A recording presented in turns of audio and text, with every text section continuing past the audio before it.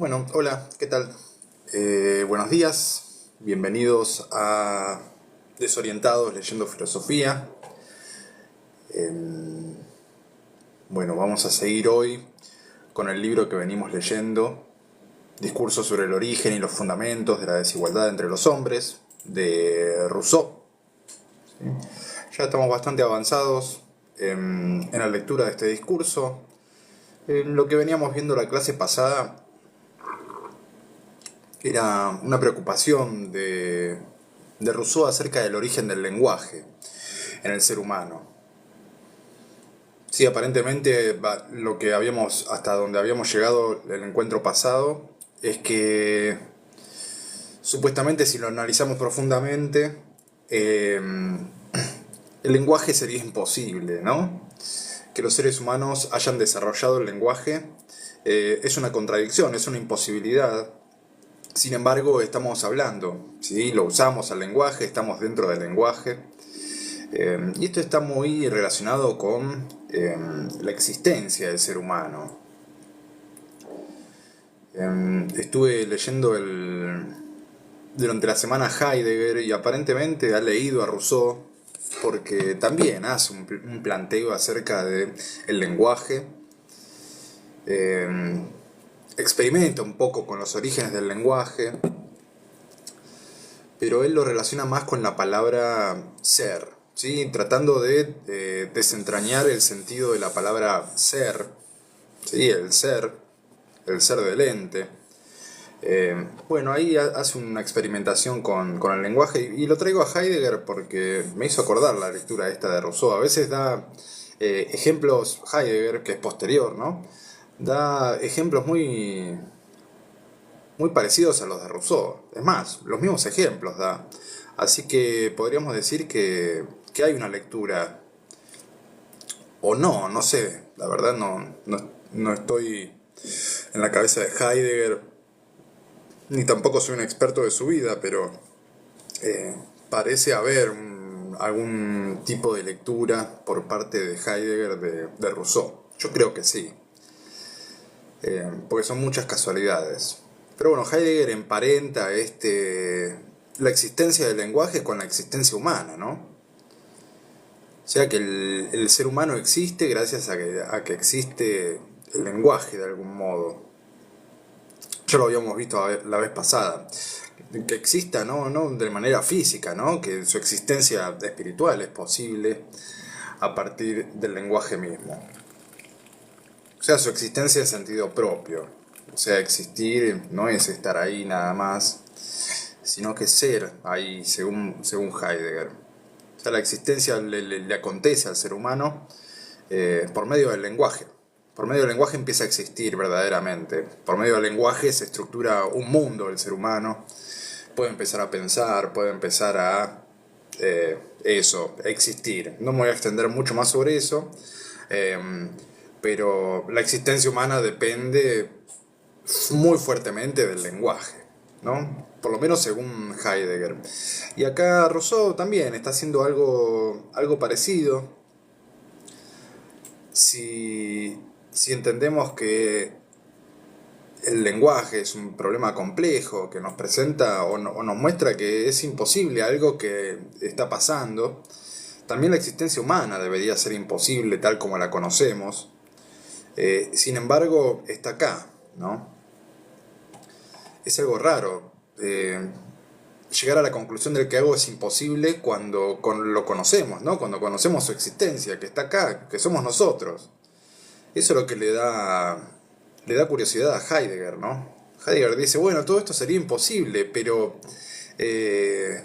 no lo podemos descartar porque somos nosotros, ¿no? Somos nosotros los que estamos en el lenguaje, habitamos el lenguaje, usamos el lenguaje. Y pensándolo bien, es imposible que estemos haciendo esto, sin embargo lo estamos haciendo. O sea, si no fuéramos testigos de primera mano de que esto existe y de que está pasando, declararíamos, o sería declarado imposible, el pensar humano directamente. Y el hablar, lo mismo, ¿no? Es algo imposible, pero sabemos que no es del todo imposible porque lo vivimos, ¿no? Bueno, después de toda esta vuelta, para entrar un poco en calor, empezamos a leer el libro de Rousseau, ¿sí? El discurso acerca del origen de la desigualdad. Y está bueno tener esto en vista. Lo que quiere hacer Rousseau es entender cuál es el origen de la desigualdad entre los hombres. ¿Por qué hay una desigualdad? Si esa desigualdad es natural o de otro tipo.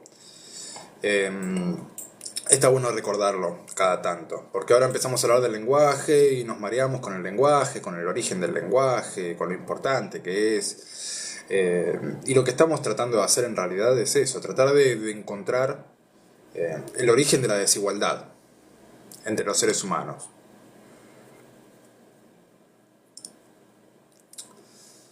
Bueno, nos habíamos quedado en la página 87 del libro, la 44 del PDF que tengo yo. Hay una gran diferencia porque me salté todo el estudio introductorio que hace el traductor o la traductora, no me acuerdo qué género tenía. Pero me salté todo eso porque la verdad no... Sí, es interesante, pero lo que quiero hacer acá es leer a Rousseau, ¿no? Estamos desorientados leyendo a Rousseau. Eso, leer el estudio introductorio nos orientaría demasiado y ya no se escaparía a lo que es este momento, ¿no? Tratar de leer de primera mano esto. Bueno, empiezo. Rousseau dice: debemos pensar que los primeros vocablos que usaron los hombres tuvieron para ellos una significación mucho más amplia de la que tienen aquellos que se emplean en las lenguas ya formadas, y que al ignorar la división del discurso en sus partes constitutivas, dieron en un principio a cada vocablo el sentido de una proposición entera. ¿Sí? Está tratando de imaginar el lenguaje más primitivo del ser humano, y lo que está diciendo es eso, ¿no? Que cada vocablo, cada palabra que haya podido inventar el ser humano en este estado primitivo era sumamente importante, ¿no? Imagínense, la primera palabra era la única palabra que habían podido formular, así que era la más importante. Después la segunda era la segunda más importante y así, cada vocablo era sumamente importante, ¿no? Porque constituía casi todo el lenguaje que se tenía en este estado primitivo.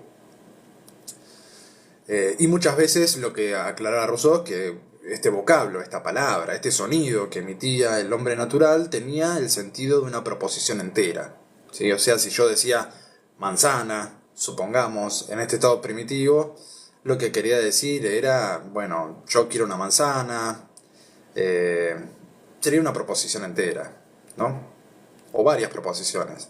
Hoy en día diríamos: hola, ¿qué tal? Buen día, mirá, venía pasando por acá y me agarró hambre y vi esa manzana y me dieron ganas de comer esa manzana.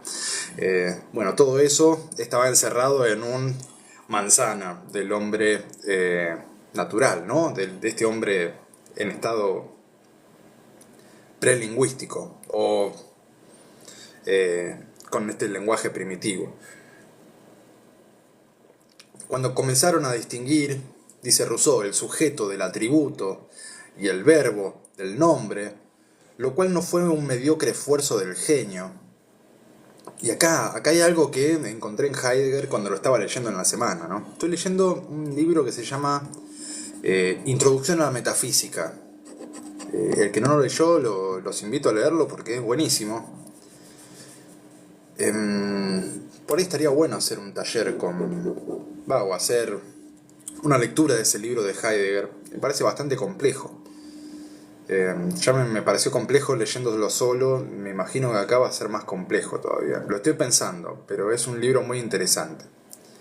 Y habla acerca de esto. Cuando estudia el ser, se da cuenta que el ser es un verbo y es un nombre también. Cuando hablamos de el ser o de alguien siendo, ¿sí? Es un verbo que se ha convertido en un nombre, y eso implica un movimiento del pensamiento importante. Esta diferenciación.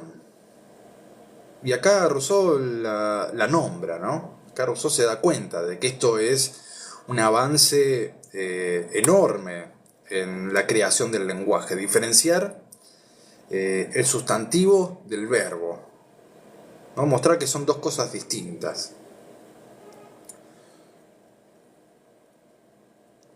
Al principio eran todos sustantivos, ¿no?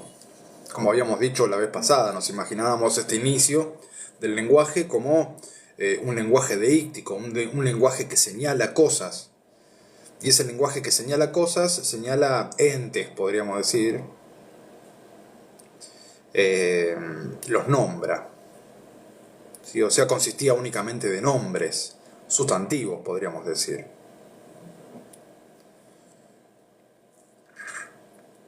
Pero después tuvimos la necesidad de nombrar las acciones también. Y ahí le pusimos nombres a las acciones también. O sea, los primeros verbos eran sustantivos, podríamos decir.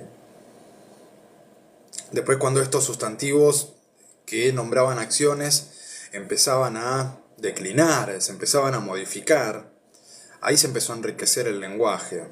Es un movimiento raro y está, no sé, es interesante cómo lo plantea Heidegger. Y acá Rousseau lo está tocando casi de la misma manera. Nos está mostrando la complejidad del salto cualitativo que significa la diferenciación entre el sujeto y el atributo, si es sujeto y predicado, el verbo y el nombre. Estas diferenciaciones son un salto intelectual importantísimo en el desarrollo del ser humano. Lo que dice acá Rousseau, los sustantivos no fueron en un primer momento más que nombres propios. O sea, lo primero que existió fue el nombre, no el verbo, como dice la Biblia. No sé, es una pavada que estoy diciendo, ¿no? No se lo tomen muy en serio eso. Porque habría que analizarlo un poco más profundamente, pero según Rousseau, lo primero fue el nombre, señalar y nombrar.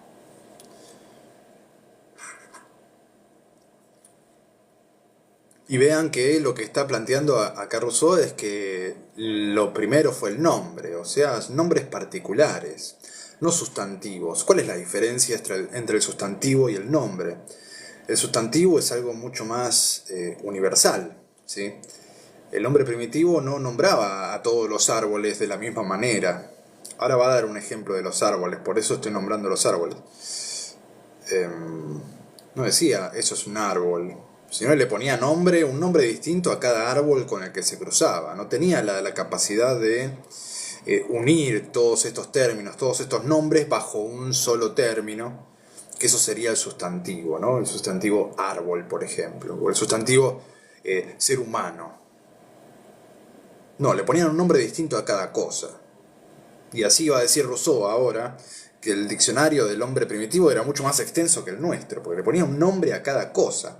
A cada árbol, por más que fuera de la misma especie, le ponía un nombre diferente.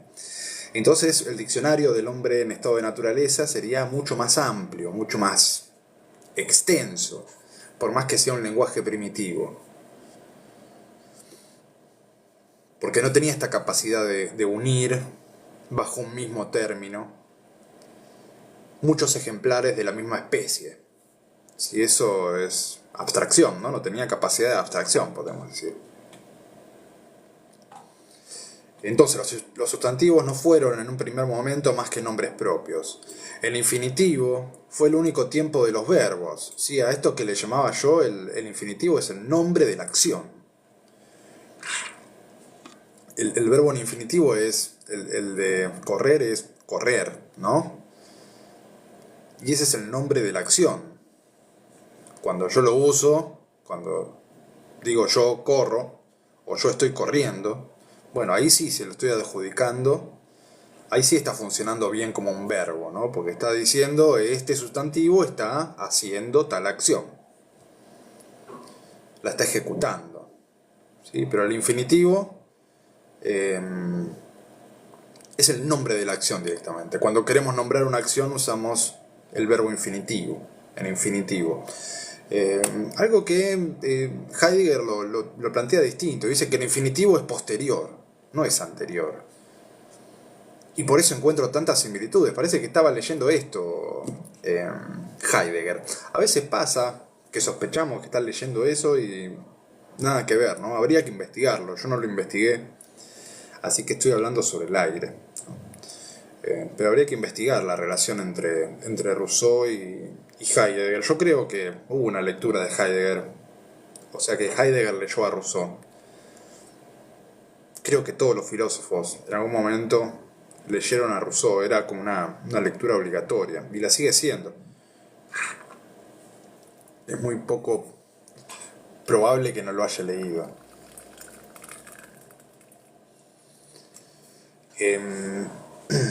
Bueno, respecto de los adjetivos, dice Rousseau, la noción debió desarrollarse de manera muy gradual, porque todo adjetivo es un nombre abstracto. Y las abstracciones son operaciones muy penosas y poco naturales, dice Rousseau, ¿no? O sea, ya el pensamiento abstracto es algo muy penoso. Cuando habla de penoso, habla de que requiere mucho esfuerzo, ¿no? Es una tarea muy difícil. ¿Sí? Nadie quiere ponerse a desarrollar el lenguaje. Nadie quiere ponerse a abstraer cosas con la mente si no es realmente necesario, ¿no? Porque es una tarea difícil, agotadora, poco natural, dice Rousseau. Y lo que hace Rousseau, por lo que vengo viendo, es mostrarnos que esto hubiera consumido mucho tiempo para el ser humano. O sea, hubiera tardado mucho el ser humano en desarrollar todas estas habilidades. Pero no, la verdad no sé para dónde va el problema. ¿Por qué es un problema que haya pasado mucho tiempo? No, eso me pregunto cuando estoy leyendo a Rousseau. ¿Cuál es el problema? ¿Que antes creían que esto había pasado rápido? Por ahí está hablando teniendo en cuenta no sé, la Biblia, ¿no? Que nos dice que el ser humano tiene 2000 años de antigüedad. Bueno, en su época menos, ¿no? Y es muy difícil pensar que se haya desarrollado el lenguaje en 2000 años. Eso sí, es imposible. Por ahí está tratando de aclarar eso Rousseau, pero no se anima a decirlo con todas las palabras. Es una especulación mía. Pero vean que él siempre está diciendo, bueno, esto tardó mucho en desarrollarse, debió desarrollarse de manera muy gradual. También, está bien, a mí no hace falta que me trate de convencer de eso. Por ahí estaba queriendo convencer a otras personas, ¿no? Por eso tan recurrente con eso. O sea, que haya tardado mucho no quiere decir que sea imposible el desarrollo del lenguaje. Porque por un lado trata la imposibilidad, por una cuestión contradictoria en el origen, ¿no? Habíamos visto que el lenguaje sin sociedad no podría desarrollarse, que la sociedad sin lenguaje no podría instituirse. Ahí yo veo una fuerte contradicción. Después que haya tardado mucho o poco, no me parece que sea importante. Pero hay que ver a quién va dirigido esto. Bueno, sigo leyendo. Dice, en un primer momento, cada objeto recibió un nombre particular, sin distinción del género y la especie. ¿Sí? Acá está aclarando esto de los sustantivos. O sea, le daban un nombre a cada cosa. El género, olvídate, no existía. Y la especie tampoco. Distinción dice que aquellos primeros fundadores no estaban en condiciones de hacer. Y todos los individuos se le aparecieron en su espíritu aislados unos de otros, tal como están en el cuadro de la naturaleza. ¿Sí? Se me presentan diferentes individuos de una misma especie, y yo a cada uno lo voy a nombrar diferente, ¿sí? En estado de naturaleza. Y acá empieza a dar ejemplos con los árboles, ¿no? Como estaba diciendo yo. Otra cosa que me llamó la atención del libro de Heidegger, que también usa el ejemplo de los árboles. Por eso es mi sospecha, ¿no? No es que estoy sospechando así a la ligera. También habla sobre árboles. No sé, para pensar, para averiguar. Si un roble se llamaba A, otro roble se llamaba B. ¿Sí? De tal manera que cuanto más limitados eran los conocimientos, más extenso llegó a ser el diccionario. ¿Sí? Lo que decía hace un rato. Un lenguaje sumamente primitivo, un lenguaje limitado, es mucho más extenso que uno avanzado. Por esto que habíamos visto antes. De este encerrar muchos ejemplares bajo un mismo término, como es elaborar un sustantivo. O sea, nombrar a todos los árboles de una sola vez. Eso es un avance cognitivo importantísimo. Redujo el diccionario en un, no sé, 80%, podríamos decir.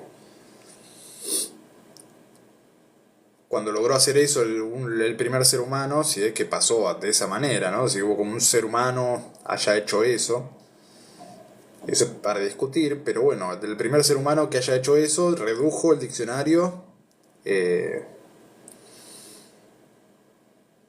muchísimo, ¿no? La confusión, dice, de toda esta nomenclatura no pudo resolverse fácilmente. Otra vez, ¿qué costó? Sí, obvio que costó, ¿no? Y no creo que se haya hecho de un día para el otro. No creo que se haya hecho conscientemente tampoco. No creo que un ser humano se haya levantado un día y dijo, bueno, vamos a establecer el lenguaje porque la verdad no nos entendemos nada. Bueno, para haber pensado eso tendría que haber habido un lenguaje. Por eso la dificultad. El lenguaje fue un devenir natural, por lo menos eso es lo que pienso yo, ¿no? Nadie lo fabricó conscientemente, es algo que surgió porque se podía.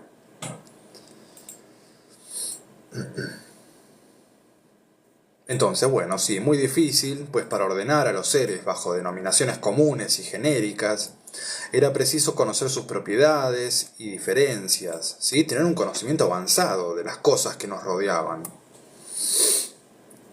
Se necesitaban observaciones y definiciones. Esto es la historia natural y la metafísica. Importante esta parte. La historia, ¿sí? Y acá va a hacer hincapié Heidegger también. Perdonen que estoy muy hincha con Heidegger. Bueno, pero me pasa esto, cuando leo un autor me invade todo lo otro que estoy haciendo. Y está bueno, no sé, hace mover un poco más la cabeza. Pero es importante ver esto. Gracias al lenguaje el hombre tiene historia. Y gracias a la historia el hombre tiene lenguaje también. O sea, la historia es un punto crucial en el ser humano. El ser humano es el único ser histórico, decía Heidegger. El lenguaje lo que hace es poner al ser humano en la historia, lo sube al tren de la historia. Ahí empieza el ser humano a ser histórico. Podríamos decir que en realidad el que tiene historia es el lenguaje, no el ser humano.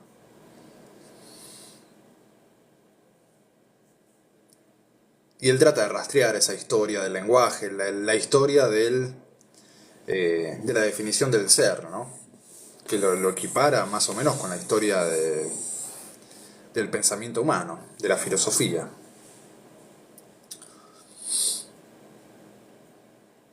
Y la metafísica, la historia natural y la metafísica.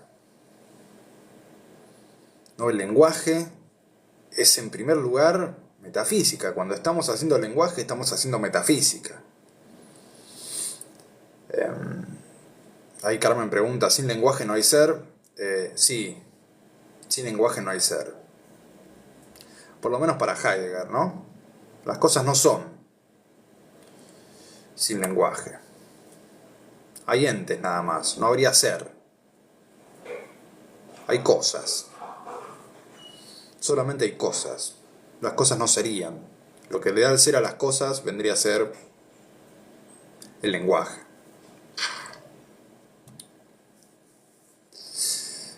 Por eso dice acá Rousseau que es anterior a Heidegger, que hacer lenguaje es hacer metafísica, ¿no? Estamos diciendo cómo son las cosas, qué características tienen.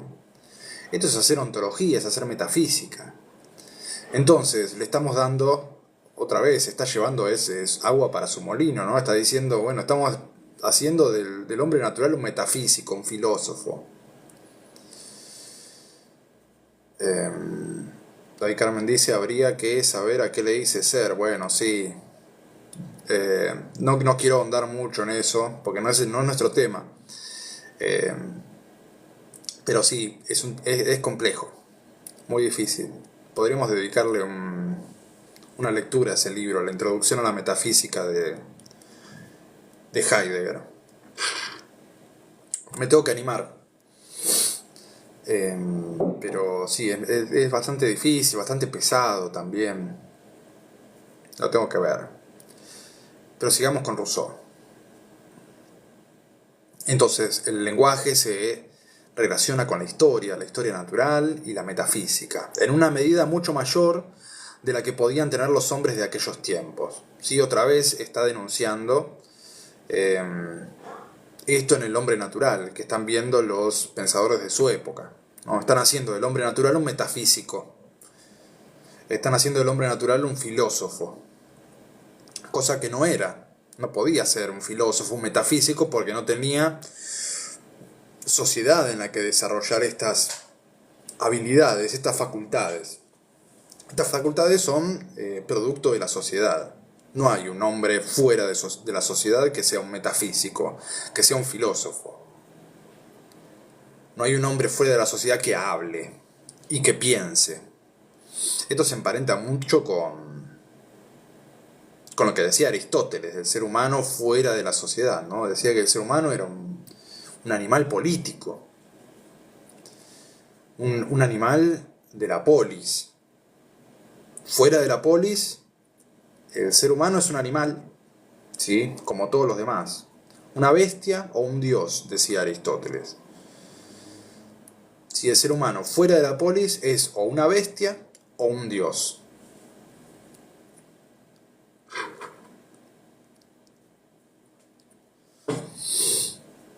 Bueno, sigamos.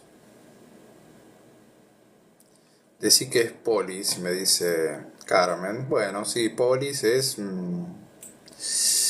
también es un término complejo, pero vamos a decir que es el estado griego, ¿sí? La ciudad griega, podríamos decir así. Más, algunos lo traducen como ciudad-estado. Eso es la polis. Pero también se podría hablar largo y tendido del término polis. ¿Sí? Dedico clases enteras a ese término. Pero sí, lo podemos traducir en una primera instancia como ciudad-estado. La ciudad griega, ¿sí? como un estado, como una ciudad, se llamaba polis. De ahí la palabra política, ¿no? La política es todo aquello que tiene que ver con la polis. Por eso el hombre es un animal político, ¿sí? Porque es un animal que vive en una ciudad. Eso es lo que decía, en comunidad. Y Aristóteles tenía esta visión de que vivir en comunidad era natural al ser humano, era parte de su esencia, cosa que no está planteando Rousseau acá. Acá Rousseau está hablando de un hombre natural que es aislado, que está aislado y que está tranquilo y vive sin ninguna polis. Pero no es un ser humano como el que conocemos actualmente, ¿no?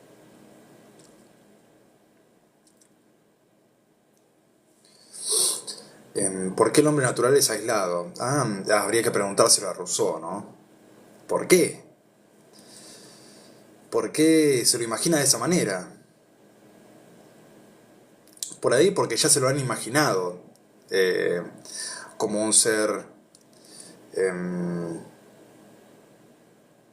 político. Entonces Rousseau propone imaginarlo de otra manera, ¿no? A veces está bueno hacer eso. O sea, pensarlo de manera distinta a lo que lo venía pensando el resto del mundo. Pero no. Rousseau nos plantea esto. El hombre en estado natural está aislado. ¿Por qué? No sé, porque según Rousseau no le interesaba compartir con otros seres humanos.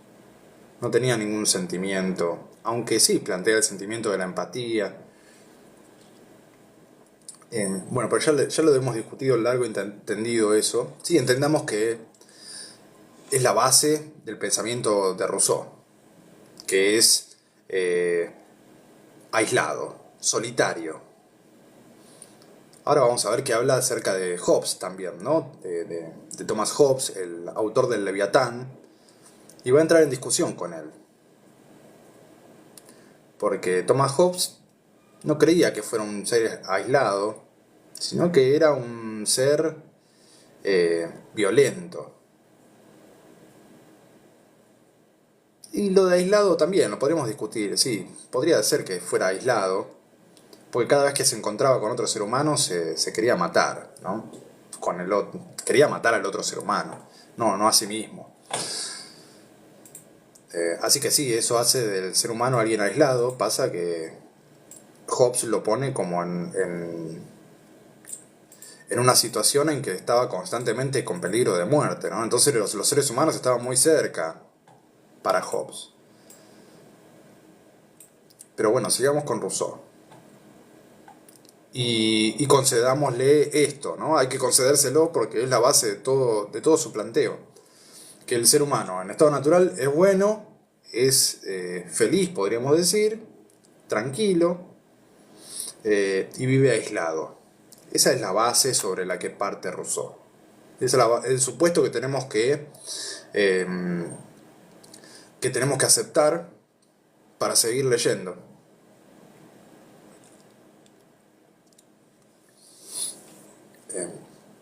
Seguimos. Acá tengo a alguien que me dice cobrar. ¿Cobrar en qué sentido? ¿En plata? Sí, me vendría bien cobrar. El tema es que alguien esté dispuesto a pagarlo, ¿no? Ese es el problema. Pero el que esté dispuesto a pagar, que pague, estaría buenísimo. Sí. Ya cobro igual, ¿no? No por acá, pero cobro por hacer esto.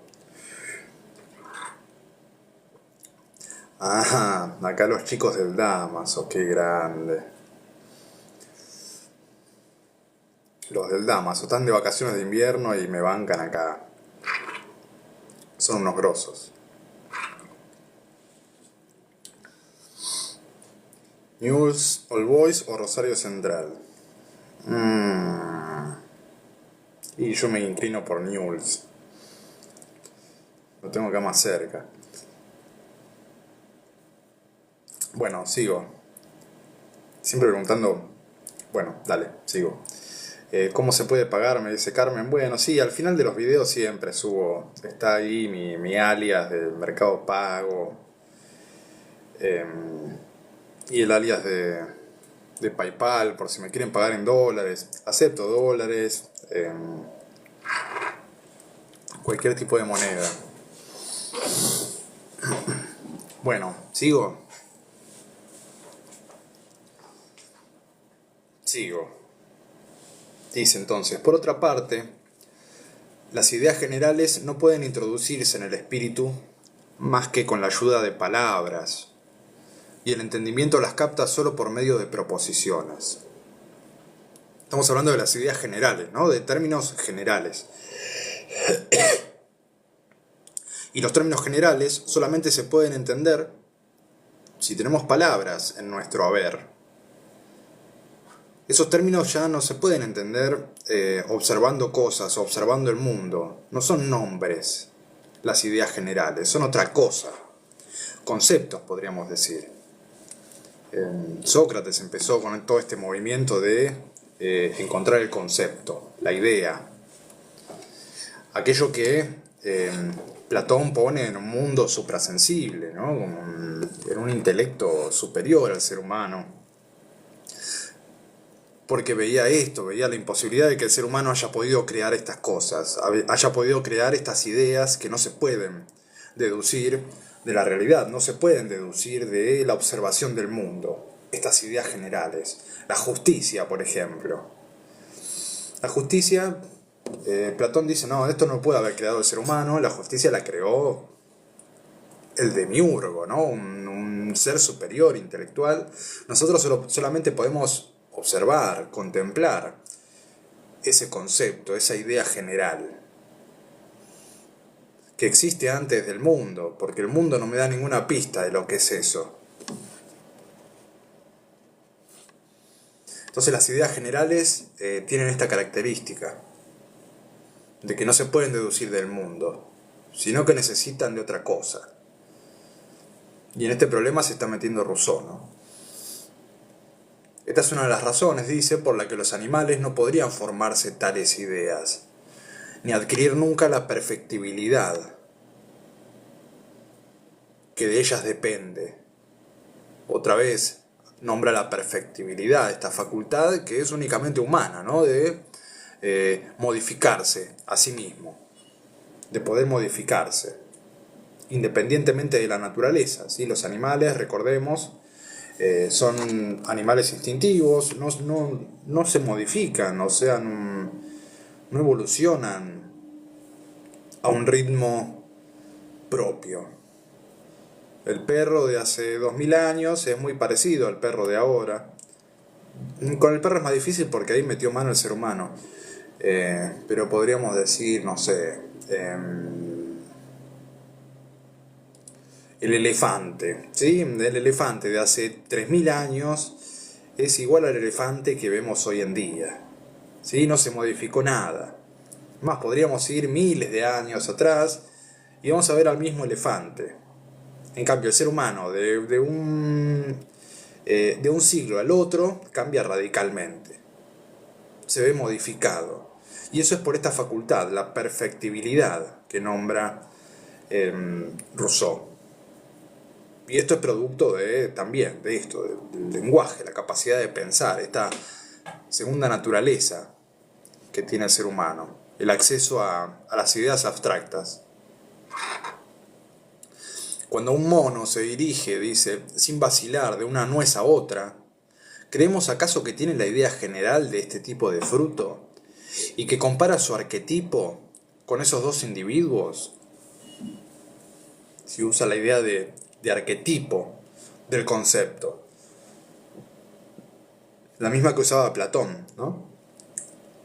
Platón creía que la idea era el arquetipo, el modelo de los individuos particulares. O sea, esas nueces se le llaman nueces porque se parecen mucho a ese modelo, al concepto de nuez, a la idea de nuez. Que no es una idea que esté en mí, no es una idea que yo forme en mi cabeza, sino que es una idea que está en el mundo, en otro ámbito del mundo, ¿no? En el ámbito suprasensible, al que podemos acceder únicamente con el pensamiento. Entonces Rousseau a su pregunta se dice, bueno, sin duda que no. Un mono no compara con la idea, con el concepto, la nuez que tiene en la mano. Pero la visión de una de esas nueces remite en su memoria a las sensaciones que ha recibido de la otra. O sea que hay un fundamento natural a la creación del concepto. Por lo menos es lo que está dejando entrever acá Rousseau. O sea, no formaba conceptos, el mono no forma conceptos acerca de la nuez, pero cuando ve una nuez, su memoria le remite a otra nuez que ha visto en el pasado. Y eso es un inicio, ¿no?, de la conceptualización. Esto modifica al ser que percibe. Y acá lo dice Rousseau, sus ojos modificados, de cierta manera, anuncian a su gusto la modificación que va a recibir. Es como una especie de anteojos, ¿no?, para conocer el mundo, los conceptos. Tiñen de alguna manera o intervienen en nuestra percepción de las cosas, el lenguaje. En este caso la memoria, ¿no? Esta capacidad de asociar ideas, unas ideas con otras, modifican nuestra percepción de las cosas. Sí, la memoria es imprescindible para cualquier animal, podríamos decir. Para poder recordar aquello que nos amenaza, etc. Ya que estamos, recomiendo, si alguien quiere averiguar algo acerca de la memoria, en las confesiones, ¿sí? En sus confesiones, San Agustín elabora todo un tratamiento acerca de la memoria que está muy bueno. O sea, lo hacen muchos filósofos. Perdón, pero me he resfriado. Pero San Agustín en sus confesiones hace un tratamiento de la memoria, un tratado de la memoria que está, la verdad, buenísimo. Así que si a alguien le interesa eso, lean las confesiones de San Agustín. No sé si todas las confesiones, pero sí la parte que habla de la memoria. La memoria y el tiempo también. Son dos conceptos que trabaja muy bien San Agustín. De una manera muy, no sé, interesante, curiosa.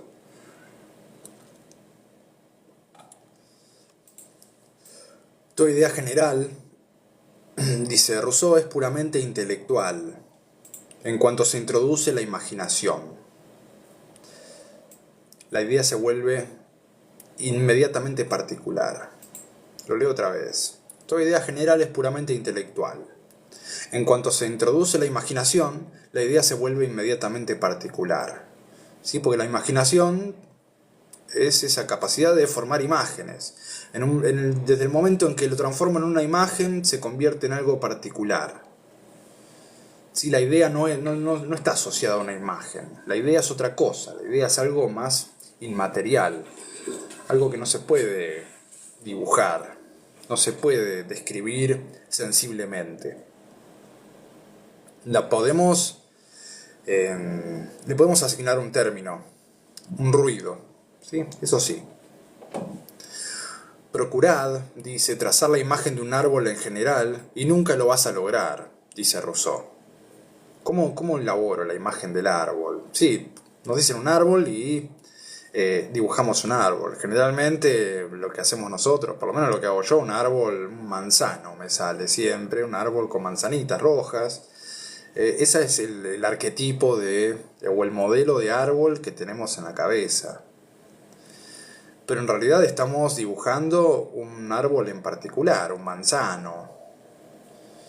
Dibujar la idea de árbol sería imposible. Tendría que tener las características que tienen todos los árboles en una sola imagen. Eso lo puede hacer la idea nada más. No se puede dibujar. No se puede imaginar tampoco el árbol general. Lo que tienen en común todos los árboles. Eso habría que dibujar. Lo que está diciendo Rousseau acá, no, eso no se puede dibujar. Esto es una idea, es un concepto. Es algo diferente a lo que encontramos en el mundo natural. Será preciso, dice Rousseau, verlo pequeño o grande, ralo o tupido, claro o oscuro.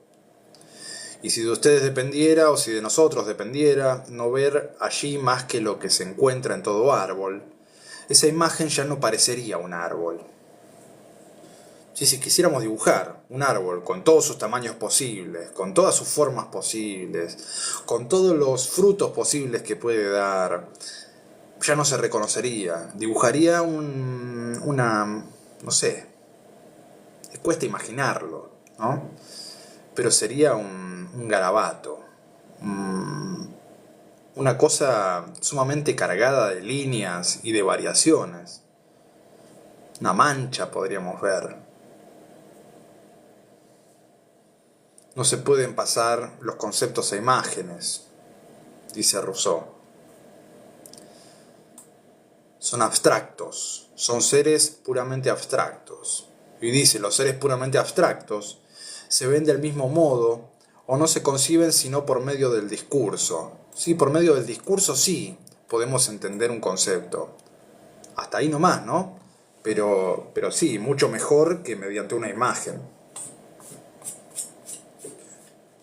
O sea, ese pasaje que realizó el ser humano con el lenguaje, con solamente haber instituido o haber creado los sustantivos. ¿Sí? Está hablando de los sustantivos, la parte más atómica y más simple del lenguaje humano. Vean la complejidad que encierra, ¿no? Es el principio de la abstracción, de este trabajo intelectual con una fuerza que supera cualquier imagen, ¿sí? Una fuerza ontológica. Le hace pegar un salto al ser humano. La abstracción saca al ser humano del reino animal y lo pone en otro plano, en un plano espiritual. Lo saca del mundo físico en el que vivía y lo lleva a otro lado. Lo hace habitar otro mundo también. El mundo de la historia. Así, dice, la sola definición de triángulo da la verdadera idea del mismo. En cuanto se figura uno en el espíritu, está el triángulo y no otro. Y no se puede evitar hacer las líneas sensibles sobre el plano coloreado. O sea, también el concepto de triángulo no se puede dibujar. O sea, sí, yo puedo dibujar un triángulo particular, pero el concepto de triángulo, la idea de triángulo, encierra los triángulos de todos los tamaños, de todos los colores. Algo casi imposible de dibujar. Nosotros cuando dibujamos un triángulo particular. Es preciso entonces enunciar proposiciones, dice Rousseau. Es preciso hablar para tener ideas generales, porque la imaginación no alcanza para elaborar estas ideas generales, los conceptos. Y el concepto necesita desplegarse, necesita explicarse. Si yo solo diciendo árbol no puedo hacer nada, no puedo crear un concepto nombrando nada más. Para crear un concepto, ese concepto tiene que ser definido. Y esa definición, bueno, obviamente necesita lenguaje. Si queremos definir algo, ya tenemos que tener, ya tenemos que disponer del lenguaje.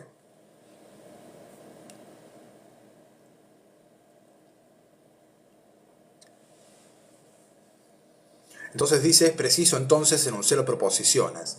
Es preciso hablar para tener ideas generales, pues en cuanto la imaginación se detiene, el espíritu deja de funcionar si carece de la ayuda del discurso. Sin discurso no habría acceso a estas ideas generales. En consecuencia, si los primeros inventores no han podido dar nombres más que a las ideas que ya tenían, se sigue que los primeros sustantivos no han podido ser nunca más que nombres propios.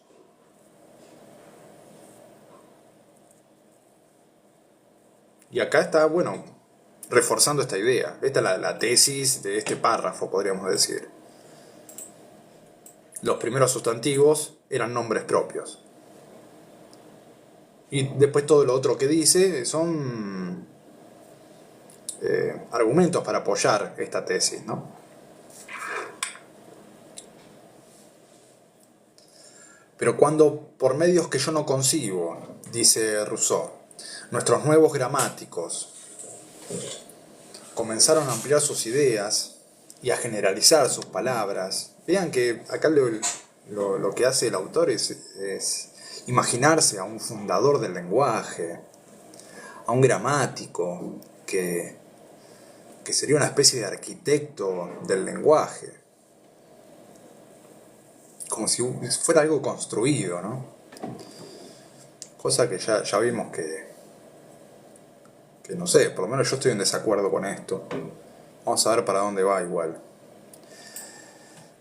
Carmen dice, nombres propios se lo dice a lo que uno ve. Sí. O sea, nombramos cada cosa en particular. Esos son nombres propios. Mariano es un nombre propio, ¿no? Cuando alguien me quiere señalar a mí o quiere hablar de mí, dice Mariano, y eso es un nombre propio. Pasa que lo que está diciendo Rousseau es que los nombres propios se hubieran usado para nombrar a todas las cosas. Si cada manzana tendría un nombre propio. No diríamos, no llamaríamos a todas las manzanas con el mismo nombre. Por eso se dice propio, ¿no? No es un sustantivo, no es una idea, sino que se habla de cada cosa. Pero antes del concepto árbol, dice Carmen, sería que uno ve a un solo árbol. Sí, en realidad tenés que borrarte la palabra árbol y a cada árbol le pondría un nombre propio. El ser humano natural.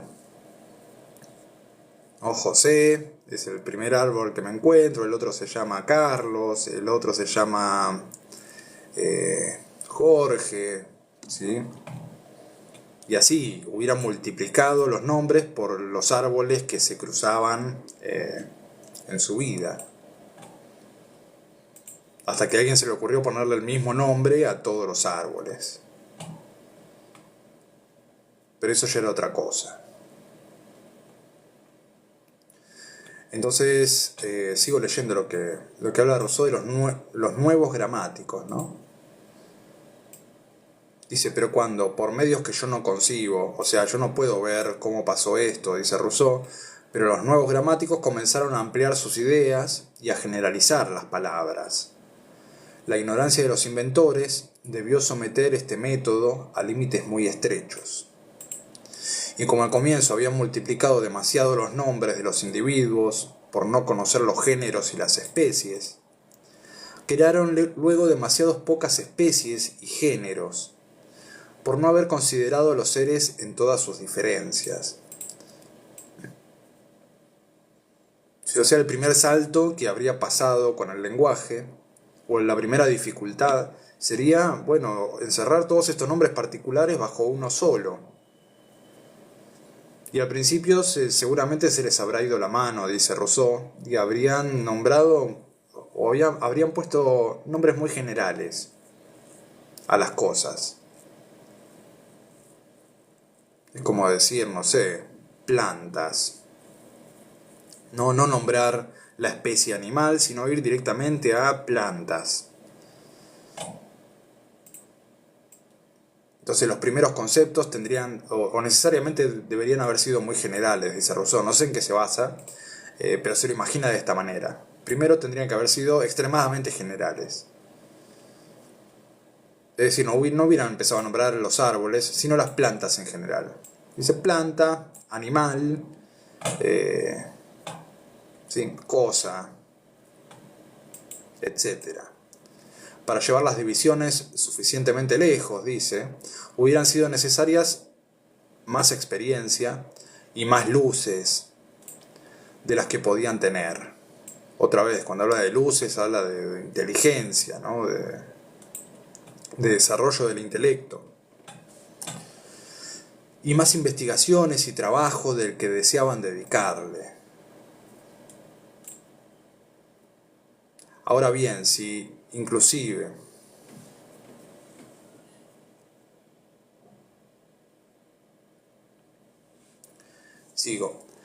ahora bien, si inclusive hoy se descubren cada día nuevas especies que habían escapado hasta ahora a todas nuestras observaciones, piénsese cuántas debieron ocultarse a hombres que no juzgaban las cosas más que según su primera impresión.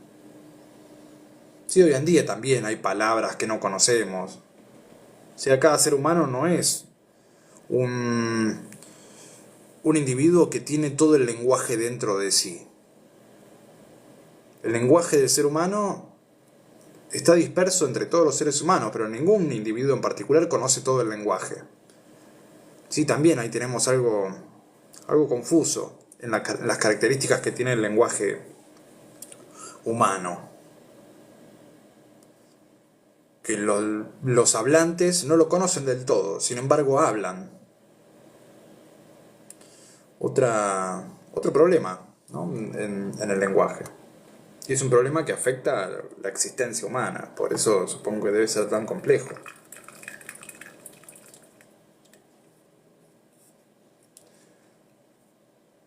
como podríamos decir, como un ser humano no refleja a toda la especie, sino solamente una parte. Cada ser humano no es un representante de toda la humanidad. Representa un aspecto únicamente. Como un hablante no tiene el conocimiento de toda su lengua. Todos los días podemos aprender palabras nuevas. Y no podríamos decir que no sé hablar en español, ¿sí? Sin embargo, hay gente que habla con la mitad del diccionario, ¿no?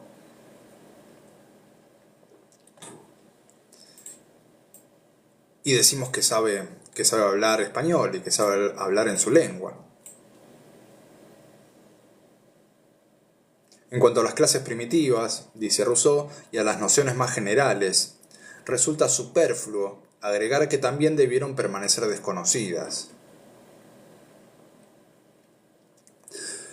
Otra vez, con la imposibilidad de que haya podido el hombre natural desarrollar este pensamiento tan avanzado, abstracto, solo. ¿Cómo habrían, por ejemplo, imaginado o entendido las palabras materia, espíritu, sustancia? ¿Sí? Se está yendo a términos muy, muy elevados, ¿no? Materia, espíritu, sustancia, modo, figura, movimiento. ¿Cómo habrían podido imaginar estas palabras si nuestros filósofos, dice Rousseau, que las usan desde hace mucho tiempo, tienen ellos mismos dificultades para entenderlas? ¿Sí? Si ya a nosotros se nos dificulta entender estas palabras, materia, sustancia, ¿sí? Todavía no tenemos claro lo que sea la sustancia, ponete. Una persona que estudia filosofía durante años y años, estos términos no los tiene muy claros todavía. Imagínense un hombre en estado natural, que no sé, que anda con un palo por ahí, desnudo. Es imposible, dice Rousseau. ¿Sí? Él ve la imposibilidad de que tenga este tipo de luces, este tipo de entendimiento, el lenguaje.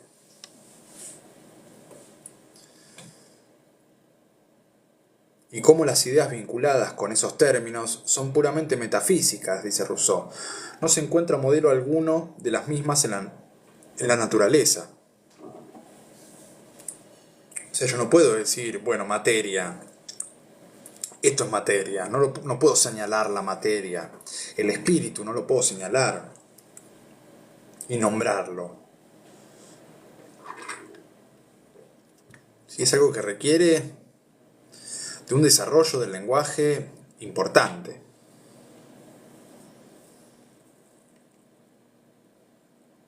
Todavía no queda claro hacia dónde quiere ir Rousseau con esto, ¿no? Por ahora se perdió acá, se perdió en el inicio del lenguaje.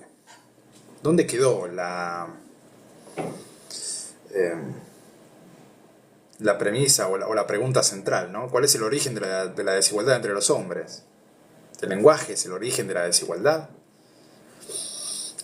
No sé. Por ahora no puede explicar. No puede explicar, no puede dar cuenta de la existencia del lenguaje. Algo que nosotros vemos constantemente, que lo usamos, que habitamos. Rousseau no lo puede explicar. Rousseau no puede dar cuenta de su existencia. Y eso le pasa a muchos filósofos, ¿no? O sea, creo que es uno de los problemas centrales de la filosofía, encontrarse con lo cotidiano, con ese conocimiento que tenemos del mundo, ese preconocimiento. O sea, conocemos las cosas, pero no podemos dar cuenta de su existencia, no podemos explicarlas, no las podemos fundamentar. Como cuando San Agustín habla acerca del tiempo, ¿sí? Él dice, bueno, si me preguntan lo que es el tiempo, sí, lo sé. Pero si me piden que lo explique, no tengo idea de lo que es el tiempo. Todos vivimos en el tiempo, lo usamos, lo habitamos, lo medimos. Todos hacemos eso, pero nadie sabe lo que es el tiempo, nadie sabe lo que está midiendo. ¿Podemos medir algo que no sabemos lo que es? Sigo. Dice Rousseau, me detengo en estos primeros pasos y ruego a mis jueces suspendan aquí la lectura para que consideren solamente sobre la invención de los sustantivos físicos, es decir, sobre la parte de la lengua más fácil de encontrar, todo el camino que queda por hacer para expresar todos los pensamientos de los hombres. Si todo este problema que surgió a partir de los sustantivos, ¿sí? La parte más fácil, la más simple del lenguaje humano, ya tiene una cantidad de problemas enorme.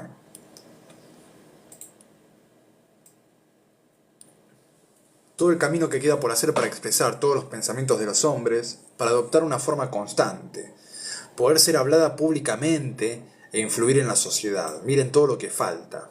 Les suplico, dice, acá le habla a los lectores, ¿no? Les suplico que reflexionen acerca del tiempo y los conocimientos que fueron necesarios para encontrar los números, los términos abstractos, los aoristos y todos los tiempos verbales, las partículas, la sintaxis, para enlazar las proposiciones, los razonamientos y formar toda la lógica del discurso. Otra vez, mostrándonos esta gran dificultad. Fue muy difícil, ¿no? Está bien, sí, no hay dudas de que fue algo muy difícil, de que esto llevó miles y miles y miles de años para desarrollarse. Pero eso no destaca su imposibilidad. En lo que a mí concierne, dice Rousseau, intimidado por las dificultades que se multiplican, y convencido de la imposibilidad casi demostrada de que las lenguas hayan podido nacer. ¿No? Buenísimo esto también. Casi demostramos, dice Rousseau, de que las lenguas es imposible que hayan nacido. Es imposible que el ser humano exista, podríamos decir, más o menos. Pero acá está. Pero una aclaración, ¿no? Dice, la imposibilidad casi demostrada de que las lenguas hayan podido nacer y establecerse por medios puramente humanos. Y acá no sé a qué se quiere referir, no sé a qué se refiere acá. Otra vez la cuestión de los dioses, los extraterrestres, ¿no? Medios puramente humanos, dice. El lenguaje no pudo haber surgido por medios puramente humanos. ¿Y de dónde hubiera surgido? Esa es la pregunta que podríamos hacerle a Rousseau. Si no fue por medios humanos, ¿de por qué medios podría haber surgido el lenguaje? Dios, extraterrestres.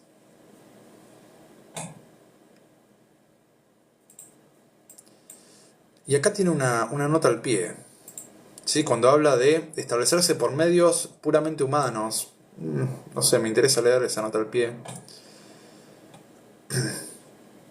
Y acá el traductor habla de Voltaire, ¿sí? Otro filósofo. Voltaire subraya medios puramente humanos. ¿Sí? Parece que es importante esto. Y anota al margen, lamentable.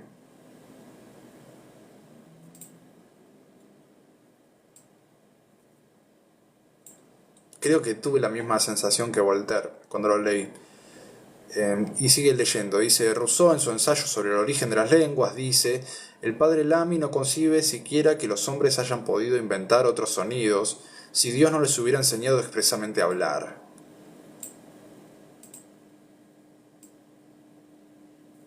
Supongamos que un hombre tal se encontraba abandonado. Perdón que estoy así medio errático, pero estoy leyendo la nota al pie. Y sí, Voltaire ve lo mismo que yo, está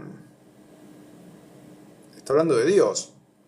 O sea, el único origen posible del lenguaje en el ser humano habría sido Dios. ¿Esto está queriendo decir Rousseau? Es una pregunta, ¿no? ¿Esto está queriendo decir Rousseau? ¿Que el único origen coherente del lenguaje humano haya sido Dios? Raro. Yo digo raro, no digo lamentable como Voltaire. Voltaire es un poco más agresivo. Pero bueno, tiene más cancha, ¿no? Lo puede hacer. Bueno, sigo. A ver dónde nos quedamos. Puramente humanos. Dejo a quien quiera comprenderla, dice Rousseau, la discusión de este difícil problema. ¿Qué ha sido más necesario? Si la sociedad ya unida a la institución de las lenguas, o si las lenguas ya inventadas para el establecimiento de la sociedad. Sí, acá está el problema del huevo y la gallina. ¿Qué fue primero, la lengua o la sociedad? Parece que se requieren mutuamente para surgir.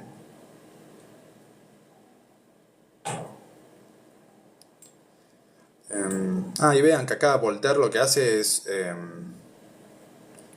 mencionar el ensayo sobre el origen de las lenguas, que parece ser otro escrito de Rousseau. Ahí se preocupa, dedica todo el ensayo a esto, al origen de las lenguas. Para el que quiera leerlo, bueno, lo puede hacer. Creo que no leí ese libro, pero bueno, acá se da un anticipo. Así para el que le interese el tratamiento de ese problema, para Rousseau puede ir a ese ensayo. Por ahora no me interesa, me interesaba más este tratado. Y Rousseau también. Sí, dice, bueno, vamos a dejar esto para los que le interesan, vamos a volver a lo nuestro. Y dice, sea lo que fuere de estos orígenes, en el escaso cuidado que ha puesto la naturaleza en acercar a los hombres por necesidades mutuas y en facilitarles el uso de la palabra, se ve al menos cuán poco ha preparado su sociabilidad y cuán poco ha contribuido en todo lo que los hombres han hecho para establecer estos lazos.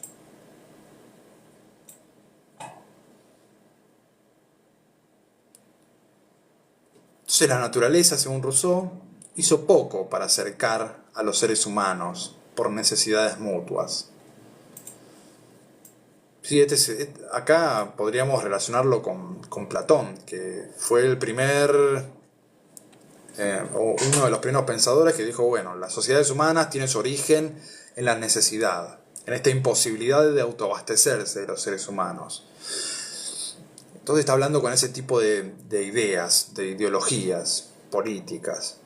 Dice, bueno, Platón decía entonces, el origen de la república son las necesidades mutuas, la imposibilidad de satisfacerlas solos, las necesidades básicas.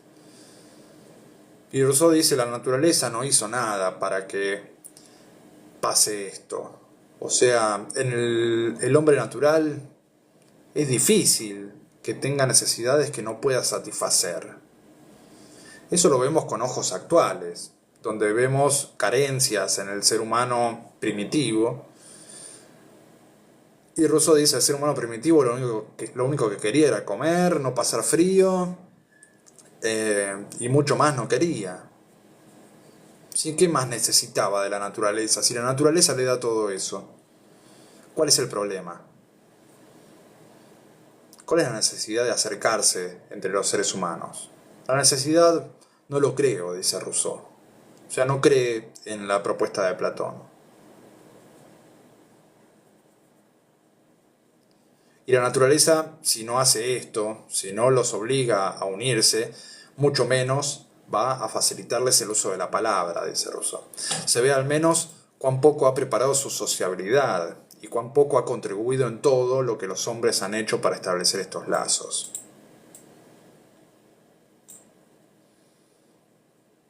Si el hombre no es sociable por naturaleza, eso también está descartando Rousseau. Imagino que estará descartando las teorías de Platón y de Aristóteles en un solo párrafo, ¿no? Está diciendo, la república no surgió por medio de la naturaleza, por un devenir natural. La sociedad tampoco nació por una necesidad de los seres humanos, por no poder satisfacer sus necesidades básicas. Acá está tachando Platón, Aristóteles. Creo, ¿no? En efecto, resulta imposible imaginar por qué, dice Rousseau, en ese estado primitivo, un hombre tendría más necesidad de su semejante de la que tendrían un mono o un lobo. Ni tampoco, una vez supuesta esta necesidad, qué motivo podría comprometer al otro a satisfacerla. Y ni siquiera en este último caso, cómo podrían convenir entre ellos las condiciones.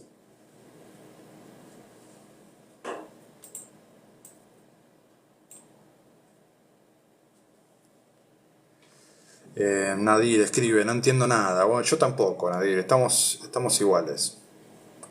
Estamos tratando de hacer algo. Leo de nuevo esta parte. Carmen pregunta, ¿y qué hizo que nos hagamos sociables? Bueno, sí, eso es lo que está tratando de preguntarse Rousseau, ¿no? Esta es la pregunta que está tratando de responder. Vamos a ver si la puede responder. En efecto, dice, lo leo otra vez, resulta imposible imaginar por qué, en ese estado primitivo, un hombre tendría más necesidad de su semejante de la que tendrían un mono o un lobo. ¿Por qué el ser humano en estado natural necesitaría de otro ser humano? No lo puedo ver, dice Rousseau. Yo no puedo ver esa necesidad. En estado de naturaleza, ¿por qué tendría que ir a otro ser humano y juntarme? Establecer un vínculo, una atadura, ¿no? Dice, en efecto resulta imposible imaginar por qué, en ese estado primitivo, un hombre tendría más necesidad de su semejante de la que tendrían un mono o un lobo. ¿Sí? Seguimos con eso. ¿Para qué un ser humano necesitaría otro? Acá está Rousseau, ¿eh? Rousseau no haría TikTok, aparentemente. Rousseau dice, no, ¿para qué? ¿Con qué necesidad necesitamos, o con qué necesidad iríamos o recurriríamos a otro ser humano?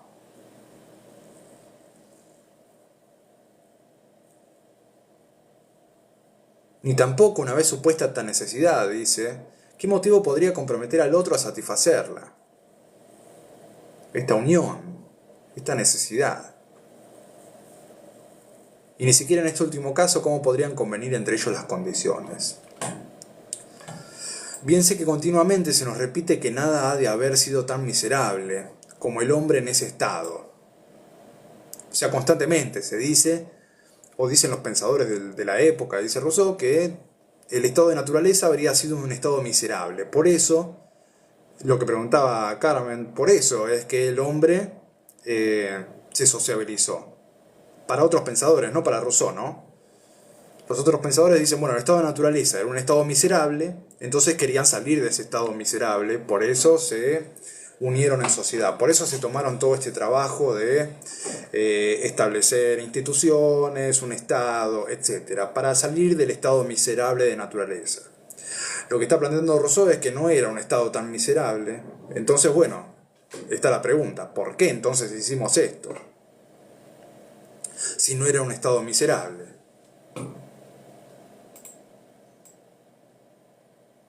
Sigo. Pero sí es verdad, como creo haberlo probado, que el hombre no pudo, dice Rousseau, sino tras muchos siglos tener el deseo y la ocasión de salir de ese estado, debería acusarse por ello a la naturaleza, y no a quien ella hubiese así constituido. Otra vez con esto, ¿no? Está jugando con lo de muchos siglos, o sea, se ha tardado muchos siglos en salir del estado de naturaleza. Acá no entiendo hacia dónde quiere ir, ¿no? Porque por un lado dice que es imposible y por el otro que tardó mucho tiempo, que es necesario que haya tardado mucho tiempo. Y no entiendo a dónde va con eso, ¿no? Sí, si tardó mucho tiempo eso no lo hace imposible. Salir del estado de naturaleza. Está bien, supongamos que haya tardado mucho tiempo, listo, en un momento dado se sociabilizó el ser humano. Acá pregunta, o sea que todo esto es antinatural. Sí, Rousseau diría eso. O sea, lo que estaba en estado de naturaleza estaba buenísimo, era acorde al ser humano, la sociedad lo corrompió. Nos mandamos una macana, dice Dice Rousseau, nos establecimos las sociedades, ¿no? Y eso nos hizo la porquería que somos hoy. Lo vamos a ver un poco más adelante, ¿no? Pero se reduce a eso, podríamos decir. Sí, no es natural lo que somos ahora. Pero sí comprendo bien el término miserable, dice Rousseau.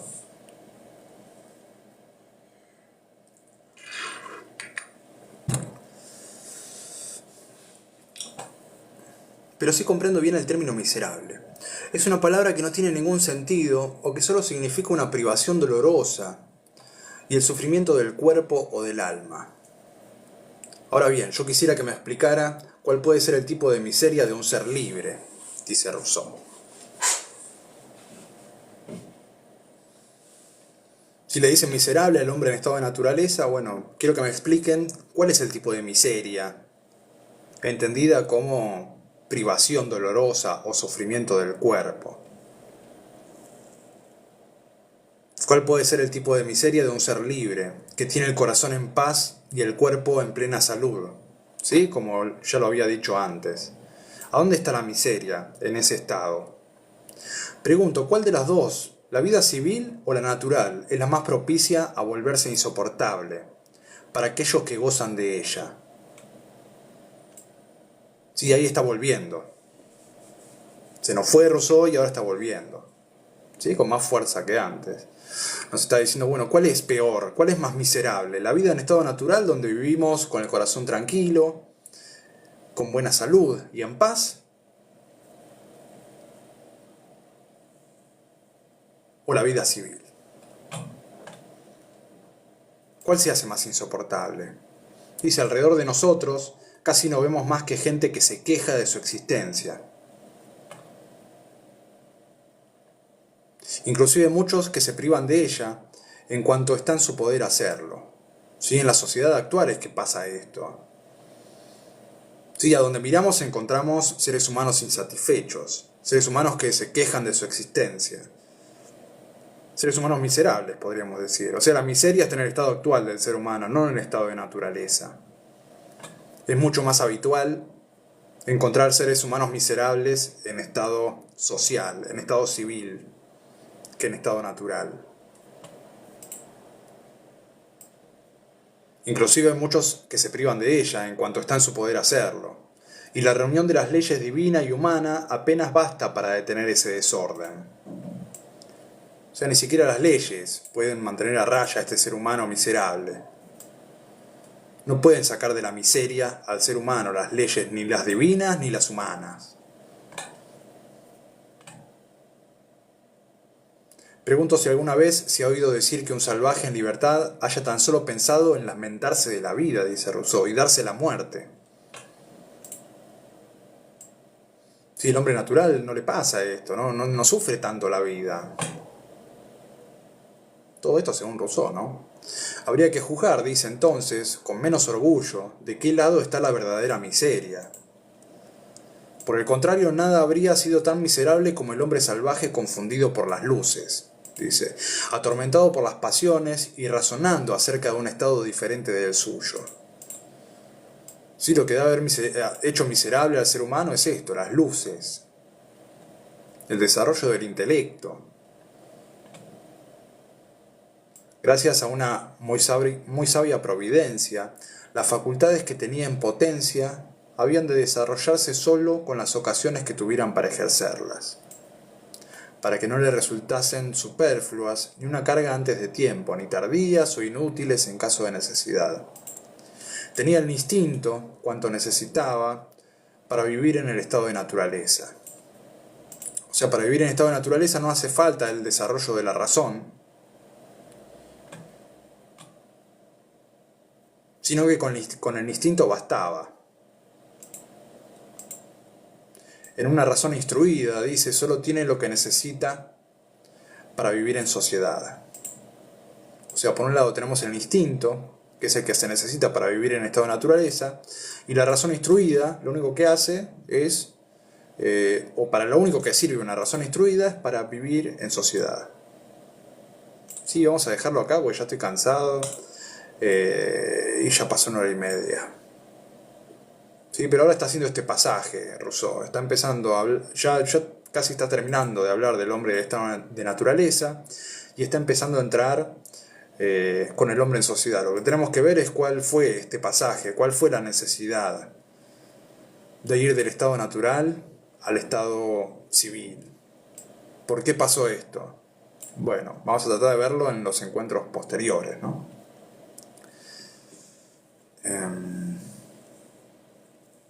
Bueno, ya TikTok me dice anda a descansar, porque ya es mucho, sí, es mucho.